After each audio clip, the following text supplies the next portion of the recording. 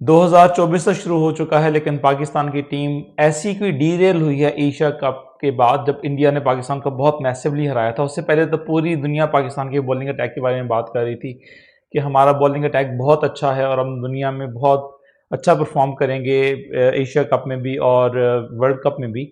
लेकिन जैसे ही इंडिया ने पाकिस्तान को हराया, उसके बाद शायद हमारी किस्मत हमसे रूठ गई, या आप समझ लें कि हमारी जो टीम मैनेजमेंट है उनको कुछ समझ ही नहीं आई, और उसके बाद हम पै दर पै नाकामियों का शिकार हैं। हम वर्ल्ड कप में बुरे तरीके से हारे, उससे पहले ऑब्वियसली और एशिया कप तो हार ही चुके थे। उसके बाद हम ऑस्ट्रेलिया गए। हफीज़ ने बहुत बड़े बड़े दावे किए कि जी हम ऑस्ट्रेलिया को हरा देंगे, हम 3-0 से हम वहाँ पे हमें शिकस्त हुई। और अब आज सेकंड टी20 मैच था न्यूजीलैंड वर्सेस पाकिस्तान का हैमिल्टन के अंदर।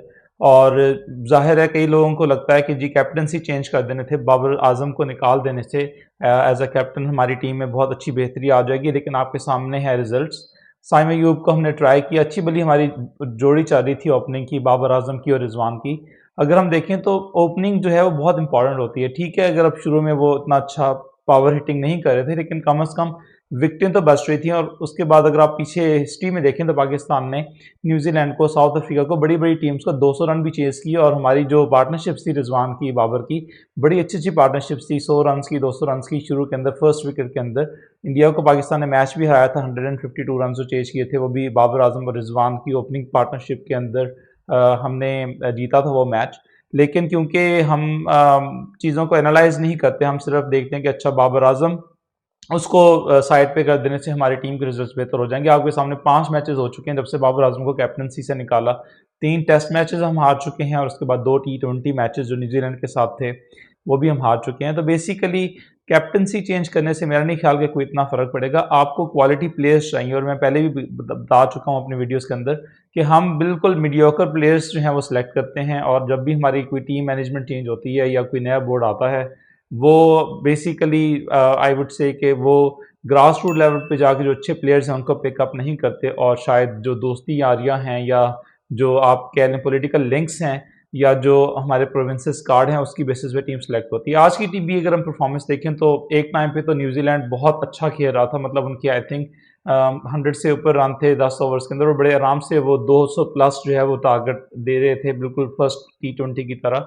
लेकिन बिल्कुल एंड में डेथ ओवर्स में हारिस रऊफ ने और शाहीन ने थोड़ा सा कम बैक किया और हम 194 रन हमने चेस करने थे।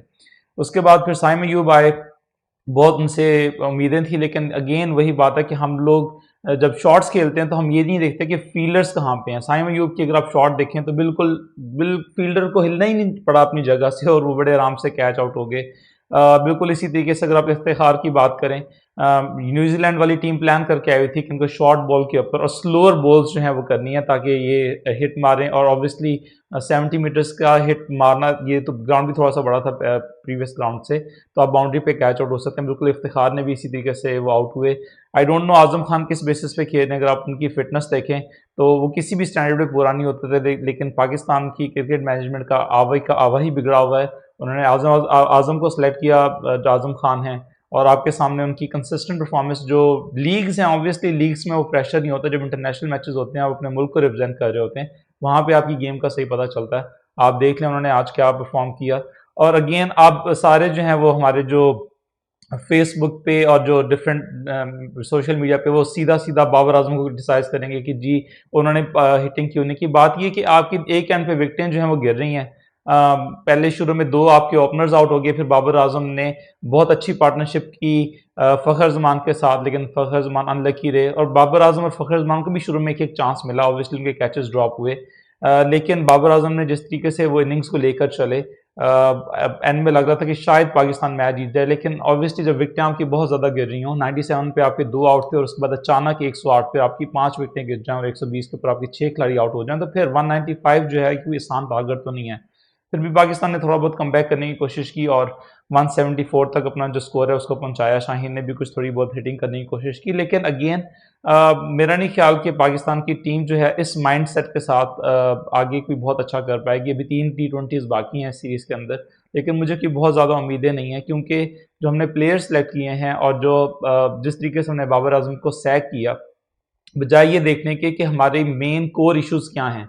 मेन कोर इशू सबसे बड़ा है कि हमारे पास क्वालिटी जो प्लेयर्स हैं वो ही हम सेलेक्ट नहीं कर पा रहे। आप देखिए हमारे जो स्पिनर्स हैं उनका क्या हाल है। हमने उसामा मीर को तो खिलाया, लेकिन वो 40 से ऊपर जो है वो रन दे रहे हैं। बिल्कुल इसी तरीके से हमारे जो दूसरे बॉलर्स हैं वो एक लाइन के ऊपर बॉलिंग नहीं कर रहे, उनको बहुत ज़्यादा रन जो है वो कंसीड हो रहे हैं। तो जब तक हम अपनी प्लेयर्स के अंदर क्वालिटी नहीं लेकर आएंगे, हम मैचेस और इंटरनेशनल टूर्नामेंट्स नहीं जीत सकेंगे। खाली कैप्टन चेंज कर देने से या खाली एक प्लेयर के ऊपर मलबा डाल देने से कुछ भी नहीं होगा। और मैं बाबर आजम को पहले भी पाकिस्तान का ये आई थिंक बहुत बेहतरीन बैट्समैन अल्लाह ताला ने बहुत अरसे बाद पाकिस्तान को दिया, क्योंकि इंजमाम और यूसुफ के बाद अगर आप देखें तो हमारी बैटिंग्स बहुत कोलैप्स कर रही थी। और 2017 तक हमारे जो ओपनिंग का था मसला बहुत ज़्यादा था, और मिडल ऑर्डर में भी हम बहुत कंसिस्टेंटली फेल हो रहे थे। मिसबाह का टाइम थोड़ा सा बेहतर था, लेकिन अगेन उसमें भी 2-3 हमारे शुरू में 30-35 रन पे आउट हो जाते थे। फिर उसको उसके ऊपर भी बेचारे के ऊपर टिक उसका लेबल लग गया कि ये टुक टुक करता है और वो अच्छा अच्छा नहीं खेलता। लेकिन अगेन अगर आपके प्लेयर्स जो हैं वही सही मेरिट पे सिलेक्ट नहीं होंगे तो मैचेस कैसे जीते जाएंगे।